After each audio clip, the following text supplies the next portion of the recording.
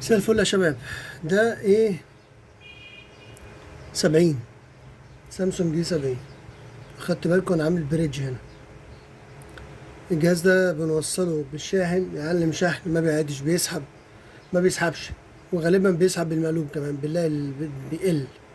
فعشان نعمل البريدج دوت ونريح نفسنا من قصة الفلاتة، انا اوقات كتير اوي كنت بضيق الاطراف هنا وخلاص يلقط، بس الزبون بعد فترة لما الجهاز وقع منه تريح يرجع العيب تاني. فاحنا بنعمل بريدج عشان نخلص من القصه دي في فشل سامسونج على ان هي تعمل فلاتة نظيفه.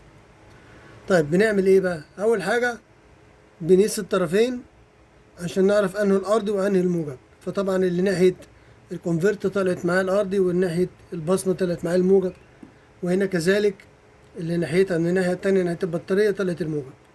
فخلاص انا خربشت هنا سنه تحت واديتها قصدير، وهنا سنه تحت واديتها قصدير، ووصلت البريدج.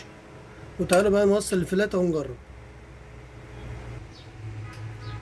ادي الجهاز اهو، ونركب الفلاتة بتاعتنا زي ما هي موجودة بالاتجاه بتاعها.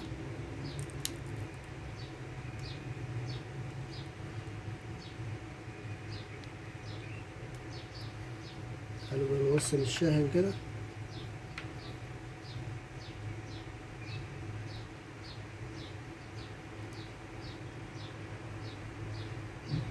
وداني بيعلم شحن، واداني على الادابتور هنا ان هو بيسحب 5 فولت.